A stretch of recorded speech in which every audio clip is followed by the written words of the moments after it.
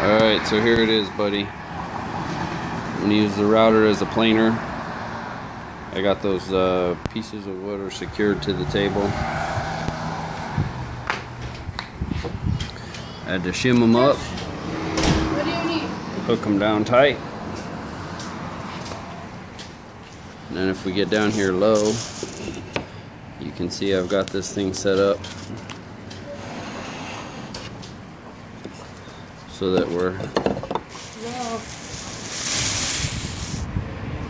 less than the thickness of one shim before we get cut. And then I've got shims stacked on both ends. So then I'll put the router in there, trying to do this steady so I don't make you sick here. And then I'll lower the bit down. This is the highest spot. So I want to set this up I'm knocking you out. so that it takes a And your dad will see your mom again. small cut.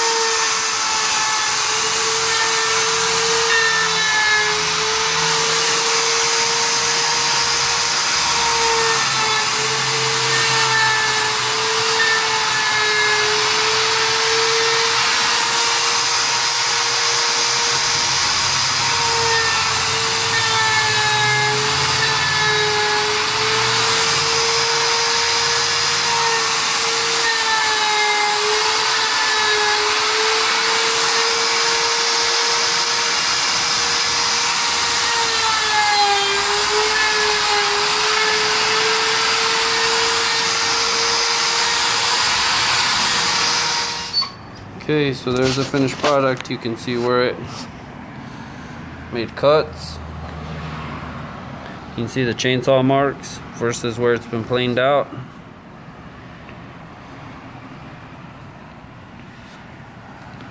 And then in order to drop it, I'll just take the one shim off of this end and the one shim off of that end and then readjust the depth of cut, so it's just taking a 1/16 or so.